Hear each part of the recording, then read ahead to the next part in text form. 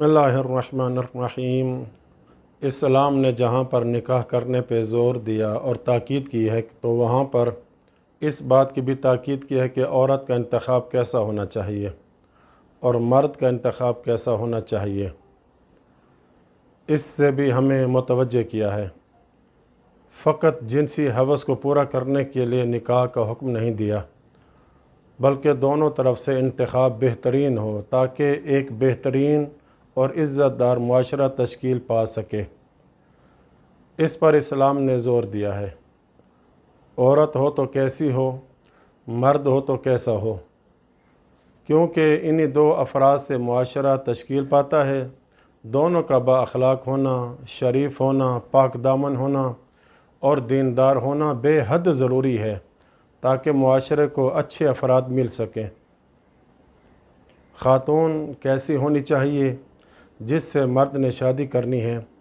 کتاب منہاج الصالحین کی 3 جلد میں آیت اللہ العظمیٰ سے سستانی نے لکھا ہے کہ مستفاد امرء مسلم فائدۃ بعد الاسلام افضل من زوجۃ مسلمہ، کہ ایک مسلمان کے لیے اسلام کے بعد ایسی مسلمان بیوی سے افضل اور کوئی چیز نہیں، تسرہ اذا نظر الیہا وتطیعہ اذا امرہا، کہ شوہر اس کی طرف دیکھے تو اس کا دل خوش ہو جائے، شوہر حکم کرے تو وہ اس کی اطاعت کرے، شوہر کی عدم موجودگی میں اس کے مال اور عزت کی حفاظت کرے، ایسی خاتون ہو۔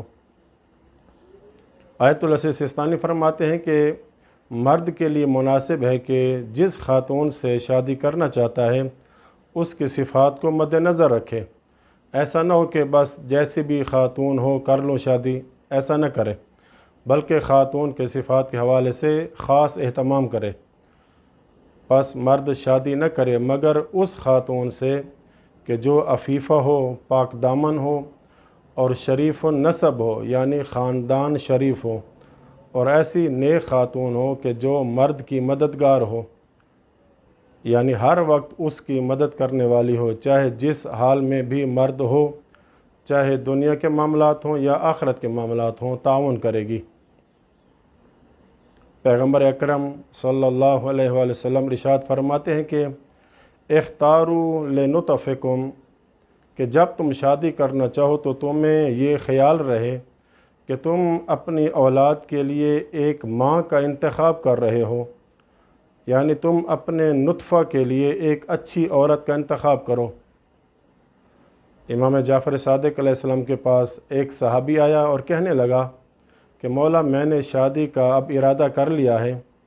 تو امام علیہ السلام نے اپنے صحابی سے فرمایا کہ انظر این تضع نفسک، کہ تم اس بات کی طرف دیکھ بھال کرو کہ اپنے آپ کو کہاں پہ رکھ رہے ہو، اور کون سی خاتون ہے کہ جسے تم اپنے مال میں شریک کر رہے ہو، اور وہ کون ہے کہ جس کو اپنے دین کے بارے میں آگاہ کر رہے ہو اور اپنے رازوں کے بارے میں بھی، یعنی ایسی خاتون سے شادی کرو جو تمہارے رازوں کو پوشیدہ رکھے۔ اگر تم شادی کا ارادہ کر چکے ہو تو نیک گھرانے کی خاتون ہو، اور دوسرا یہ کہ عورت کا اخلاق بھی بہترین ہو، اچھا ہو۔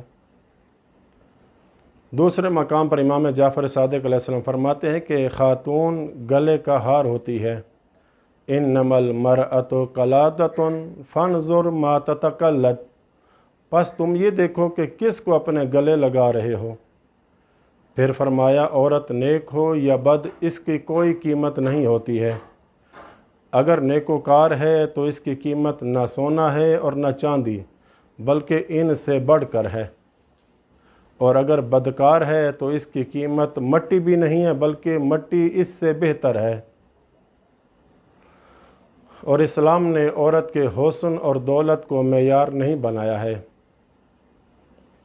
کہ مرد فقط اس کی سفیدی اور حسن کی وجہ سے شادی کرے یا دولت کی وجہ سے۔ اس بارے میں مذمت وارد ہوئی ہے، جیسا کہ رسول خدا صلی اللہ علیہ وآلہ وسلم نے ارشاد فرمایا من تزوج امرأة لا يتزوجها الا لجمالها، کہ جو شخص کسی خاتون سے فقط اس کے حسن و جمال کی وجہ سے شادی کرے تو وہ اس خاتون میں کبھی بھی وہ حسن و جمال نہ دیکھے گا جس کو وہ محبوب جانتا تھا۔ اور جو کسی عورت کے مال کی وجہ سے شادی کرتا ہے اللہ اسے اس کے حال پہ چھوڑ دیتا ہے، پس تمہارے لیے دیندار خاتون لازم ہے۔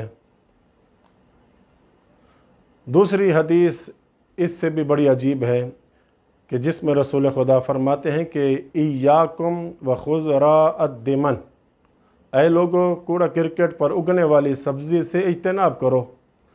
پوچھا گیا اس سبزی سے کیا مراد ہے؟ فرمایا المرأۃ الحسناء فی منبت السوء، اس سے مراد بدکار گھرانے کی خوبرو اور حسین عورت ہے۔ ایسی عورت مرد کی کمر توڑ دیتی ہے۔ اسی وجہ سے کتاب وسائل الشیعہ میں ایک روایت ہے کہ پیغمبر اکرم اپنی دعاؤں میں سے ایک دعا یہ بھی مانگتے تھے کہ اے اللہ میں تجھ سے پناہ مانگتا ہوں ایسی عورت سے جو بڑھاپے سے پہلے مجھے بوڑھا کر دے۔ تو یہ تھا مرد کو حکم کہ اس نے کس طرح کی عورت کا انتخاب کرنا ہے۔ تو اسلام نے عورت کو بھی ویسا ہی حق دیا ہے جس طرح مرد کو دیا ہے۔ عورت اگر شادی کرنا چاہتی ہے تو کس طرح کے مرد سے کرے؟ تو آیت اللہ سیستانی فرماتے ہیں کہ اسی طرح عورت اور اس کے ولی کو بھی چاہیے کہ انہیں ان صفات و کمالات کی اہمیت کو مد نظر رکھیں جن کا شوہر میں ہونا ضروری ہے۔ عورت کو چاہیے کہ وہ ایسے مرد کو اپنے رفیق حیات کے طور پر منتخب کرے جو دیندار، پاک دامن، با اخلاق ہو، شراب خور نہ ہو اور کھلم کھلا گناہوں کا ارتکاب کرنے والا نہ ہو۔ امام جعفر صادق علیہ السلام فرماتے ہیں کہ من زوج کریمتہ من شارب الخمر فقد قطع رحمہا، جس نے اپنی بیٹی کی شادی شراب خور سے کی پس اس نے اپنی بیٹی سے قطع رحمی کی۔ آیت اللہ سیستانی اپنی کتاب منہاج الصالحین کی 3 جلد میں یہ حدیث لکھتے ہیں کہ ایک شخص نے امام علی رضا علیہ السلام کی طرف ایک خط لکھا کہ میرا ایک قریبی ہے، رشتہ مانگا ہے میری بیٹی کا، لیکن مشکل یہ ہے کہ وہ برے اخلاق کا مالک ہے، بد اخلاق ہے۔ تو امام علیہ السلام نے اسے جواباً لکھا لا تزوجہ ان کان سیء الخلق، اگر مرد بد اخلاق ہے تو اس سے اپنی بیٹی کی شادی نہ کرو۔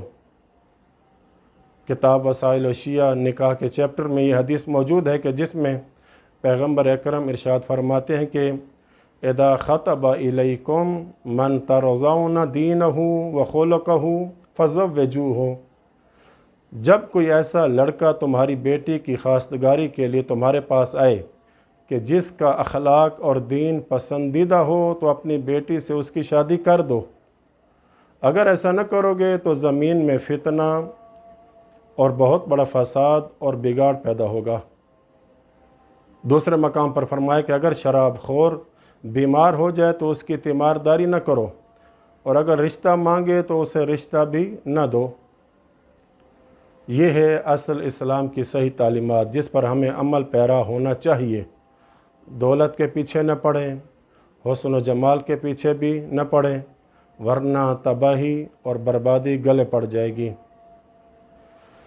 اب سوال یہ ہے کہ جس لڑکی یا عورت سے شادی کرنا چاہتا ہے اس کو پہلے دیکھنا شرعی حوالے سے کیسا ہے اور اس سے باتیں کرنا بھی کیسا ہے؟